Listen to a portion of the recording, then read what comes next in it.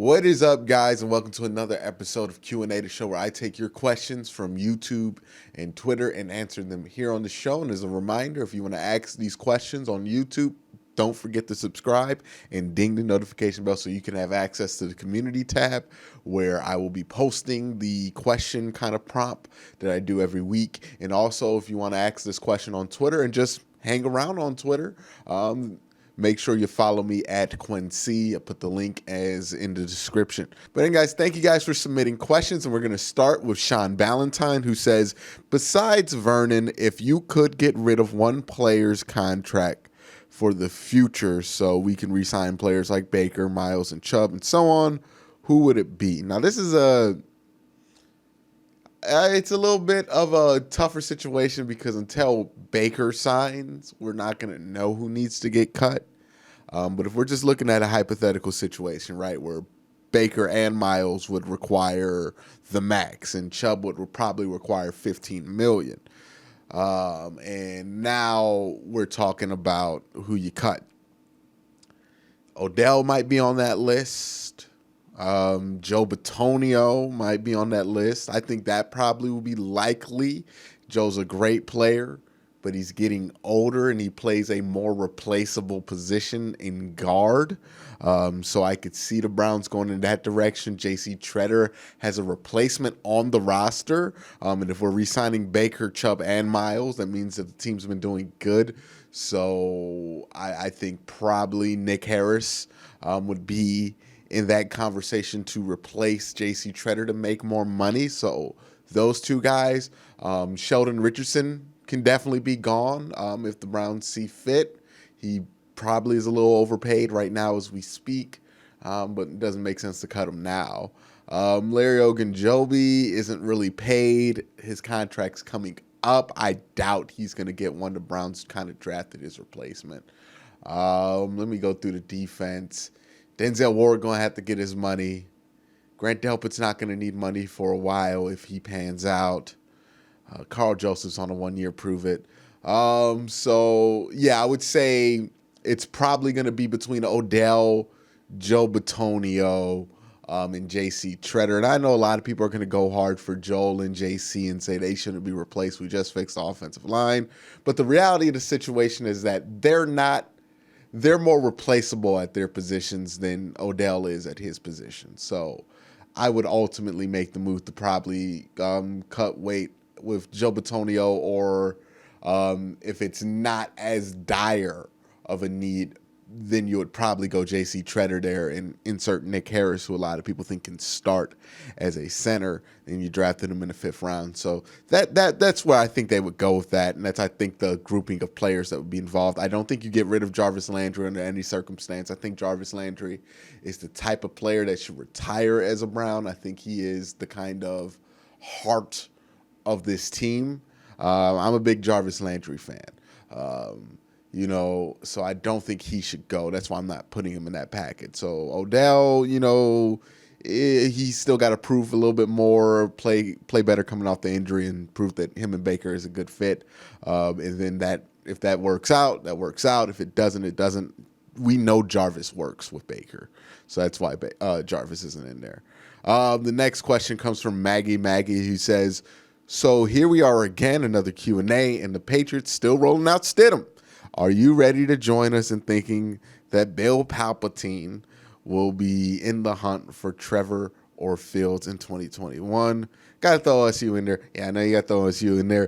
Bill Belichick ain't tanking for no Justin Fields. Like, stop. He could have got Jalen Hurts, who's a better prospect than Justin Fields. Yeah, it seems like they're serious about this whole Stidham thing, huh?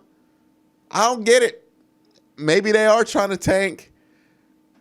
I don't think they're bad enough to get the 1st overall pick. I mean, Bill can manufacture it to be bad enough, but man, I guess I don't get it. It just doesn't make sense to me. Bill's too old to just get a new quarterback and try to get another 12-year run. I don't. Maybe this is happening. If it is, we probably need to stop it from happening because that's probably going to be really good. But I just don't know if I buy the ideal yet that Bill Belichick is going to purposely stink. It's one thing if he just stinks. Like he had a bad year in Cleveland, a couple of bad years in Cleveland. But that wasn't him trying to stink. That was just he didn't have the pieces. But for Bill Belichick to purposely try to lose, it just don't sit right. I just don't think that's happening. I don't think Bill Belichick is capable in his current form of going under 8-8. But we'll see. We'll see. It's going to be interesting. Next question comes from Giants Nation, who says, "What's up, Quincy? Long time no see. I've never seen you before, though, Giants Nation, so I don't know what that means. But anyways, my question is now with Baker Mayfield talking less and commenting less about stuff, do you think he'll be able to take a step forward and maybe make the Browns a playoff team? And do you still have faith in Baker?" Yeah, I got faith in Baker. I've always had faith in Baker. I think Baker has some areas that he seriously needs to improve on. The turnovers are definitely one. I don't think there's excuses for those interceptions that he threw last year. Certainly not as many excuses as some people on Twitter would like you to believe. So he has a lot of areas to improve, but if you compare him to a Sam Darnold who was taken in the same draft class, similar spot as him, he's miles ahead of Sam Darnold. As a passer, now record-wise, you got to give Josh Allen his credit. He won a lot of games. They figured out a way to use him. But if you just look at him pound for pound as passers, miles ahead of Josh Allen. But yeah, so he has a lot going for him. That's what I'm saying with Baker Mayfield. With him talking less, I think this probably has to do more with the quarantine. Like he really has nothing to talk about, and he really learned also. He didn't want to put his foot in his mouth, so he's probably playing it low key this offseason. It's probably smart for him. So that doesn't influence my faith in Baker this year. I think the pieces are around him. I think he's set to have a good year. I think this is probably going to be a solid year for Baker Mayfield. And if it's not, real questions going to have to be asked about the future of him. Next question is from Philip Will Coxon, who says, "All right, Q, you're the GOAT of Browns content on YouTube." Thank you. What's your take on Vernon, on the Vernon situation? Should Barry release him, go after another dude? If so, would you rather have Clowney or Griffin? If the Browns want to keep Vernon on the roster as an insurance policy until they can get somebody better, sure. Then do it. I think if you sign Clowney, you probably immediately get rid of Vernon or shop him. But if you get a guy like Everson Griffin, you hang on to Vernon just to see what happens there with Everson Griffin. If he's going to be the Everson Griffin of old, or is he going to be the guy that has not really been there in the last few years? So with Clowney, it's kind of a sure bet. He's going to be solid. And he's going to be better than Vernon, so you can cut bait there. But if they're going to go in this kind of other direction with a veteran like Everson Griffin, then you probably should keep Vernon on the roster at least till training camp to see if the other option is going to pan out like you wished. And this next question is from Anthony Williams, who says, "Do you think the Browns will pick up Baker's fifth-year options? Baker Mayfield goes 10-6. They most certainly will. If he doesn't, they probably will too, because he's a quarterback. You got to give him that fifth year if he has any promise, and he showed a lot of promise already." The next question comes from Kevin Durant's burner account, who says, "Why is Colin actually saying that the Browns are going to be in the playoffs this year?" Because Colin needs to make sure he makes some picks that are going to be right. And the Browns right now, I get that everybody's kind of shook off of what happened last year, but if you really look at the nuts and bolts of it, the Browns are a safe bet to be a good team, or at least a playoff team this year. It would not be a bad bet to say that they were going to be that quality of a team. I don't think as many people are also making that jump from playoffs to Super Bowl contention. And I think that's what rubbed some people the wrong way, was that the Browns weren't 500 the year before and they went to Super Bowl contenders instantaneously. I think that's the notion that rubbed people the wrong way and made them push back all the way in the other direction towards the Browns. They had this whole negative environment. And that's where Colin Cowherd thrived. But this year, it's not that. Nobody's really making that push that the Browns are going to be Super Bowl contenders, especially with Baltimore in the division after what they did last year. But to answer your question, why is Colin Cowherd saying nice things about the Browns this year, saying they'd go to the playoffs this year? It's because for Colin Cowherd, it's a safe bet. It's not a overwhelming choice. It's not something that's a bold statement saying the Browns are going to make the playoffs when they have Odell Beckham, Jarvis Landry, Austin Hooper, Jack Conklin, Jedrick Wills, Baker Mayfield, Myles Garrett, and Denzel Ward, plus others. Yeah, that's a safe bet. That's a safe bet, especially since they added a playoff spot. It's a safe bet. The Browns should make the playoffs this year. Honestly, if they don't, I don't know what else they could do to make the playoffs. This is a playoff roster, so I understand why Colin's saying that. Last year, he probably pushed back more because of people were jumping the Super Bowl, and, he generally just loves messing with Cleveland people. So he's probably trying to lure us back in just so he can troll us during the season. And, that's one of his tactics. That's why he is on air all the time. The next question comes from Billy Moss, who says, why hasn't Clowney chosen a team yet? Also, Everson Griffin as well. Feels like the Browns were super hot on both of them for a month, but now there's nothing. Well, that is because it's a buyer's market for these guys. And it's not necessarily a great thing for the players. It's a better thing for the teams, I guess. But, teams don't really have a reason to make these bold moves or make these big splashes.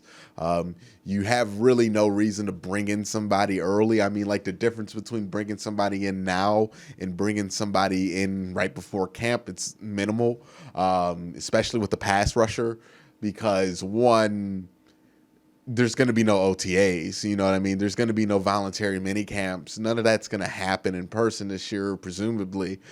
So why does it matter if you bring one of these veteran guys in? And if you're one of these veteran guys, especially Everson Griffin, why would you sign right now? I mean, I would wait till right before camp. Stay out of some of these Zoom meetings. Enjoy your life, because you don't really got to. And Jadeveon Clowney, he has a strong work ethic, but, he's also not somebody who's going to go gung-ho for some of the useless stuff in the NFL calendar. And this is some of the more useless junk in there. So it's probably a mutual agreement that both Clowney and Everson Griffin aren't really in a rush, and neither are the GMs to get these guys in, because there's really no reason to. I would expect this to heat up once we get till around training camp time, once we see how certain guys on certain teams come back from injury, how they're looking after surgery, and how some of these draft picks are panning out. We can't really tell, but, the more information, I guess, the better. So, yeah, I would expect them to get signed right before camp, because it just doesn't make sense for any of them to be in a rush. Next question comes from Pangas7, who says, would you go for a big linebacker signing or similar to what you're supposed to pay Joe Schobert, or less? I'm not a big fan of paying linebackers a ton of money. I mean, if you look at the highest paid linebackers and you look at the defenses they're on, they're generally not great defenses. You might have a couple outliers, but you look at C.J. Mosley on the New York Jets, nothing. I'm not a fan of paying for huge, like, free agent homegrown, like, linebackers. If somebody homegrown, like if you got Ray Lewis on your team, of course you resign. You got Luke Kuechly, of course. You got Kiko Alonso, you make the effort, But when it comes to signing other guys' linebackers, I think you find yourself better players in that kind of veteran market. If you look at what the Ravens did this year, Josh Mines and LJ Fort off the veteran market. Demario Davis has been one of the best linebackers in football. That's a guy that the Browns were able to get off the veteran market before they traded him to New Orleans. Again, the veteran market for linebackers is always strong, because linebackers, a lot like running back, but in reverse. Where running back, you just need somebody who can make the cuts. Linebacker, somebody who can make some reads, be in the right spot. You're good enough to go if you have the pieces around it. Look what Baltimore did. They had a good defensive line, good secondary, and they had average linebackers. But those linebackers, all they had to do was be in the right spots at the right time. Browns could do the same thing. They have a secondary that has the potential to do that. Defensive line needs a couple pieces to be at that level. So no, I wouldn't be in favor of signing a linebacker to double-digit money. It rarely works out in the way that people think it does. Look at Christian Kirksey for an example. What dominant defense or even good defense was Christian Kirksey really ever on? He was a good linebacker. He's going to be a good linebacker still. Same with Joe Schobert, but those players have been good linebackers for years, never really helped the team become a good defense. And, the linebackers, I just don't think they're as critical in the build nowadays with the modern NFL, especially now that you're going for shorter guys. It's just not as critical as it used to be. It's one of those positions, just like running back, that it's just dying out. The next question is from Casey K, who says, what do you feel is the toughest stretch on the Browns schedule? Conversely, what do you feel like is the easiest stretch on the Browns schedule? So as far as the easiest stretch goes, you start off in week 2 at home on Thursday Night Football against the Bengals, and then you play Washington, and, you go Dallas after that, so that's not going to be easy. But those 2 games are there. There's not a lot of stretches, is what I'm trying to say, in this schedule. And then as for hardest stretches, and I would say the hardest stretch, or the one I see the most difficulty, is going to be what they're going to have to close the season out with, because you go at Tennessee, then you get Baltimore on Monday night. None of those games are going to be jokes. And then you take this weird 2-week road trip at the end of the season in New York, which could be problematic. The teams, I don't think, are problematic, but the situation you're going to find yourself in, especially if you're not reaching expectations, that could be problematic. And it could also be problematic if you are exceeding expectations as well. A lot of headlines that could be made in those 2 weeks that will make coaches nervous. And then also, you finish the season out with Pittsburgh. It's at home. It's not at Pittsburgh, so I would say that's probably the hardest stretch, is what you're going to have to close the season out with. But, it's going to be interesting to see. These schedules, like what we think this schedule is going to be now is going to be vastly different than what it actually ends up being. Especially if you look at the Browns schedule last year, what we thought were going to be the tough games might not have been tough games. But what we thought were going to be some of the easier games, San Francisco, Tennessee, turned out to be some of the toughest teams in the NFL, apparently, because they made deep runs in the playoffs. This question comes from the Vault Dweller, who says, do you think Njoku can play tight end 2 next to Hooper, or do you think we'll give it to the rookie? I personally want to give Njoku the chance, at least for a few games. Here's the problem with that. Njoku can't do the things you need a tight end 2 to do. He can do a lot of things. He is a spectacular athlete. He is a high jumper. He is somebody who can be a tremendous tool to an offense, not as a second tight end. He's not a good blocker. He's not a reliable catcher.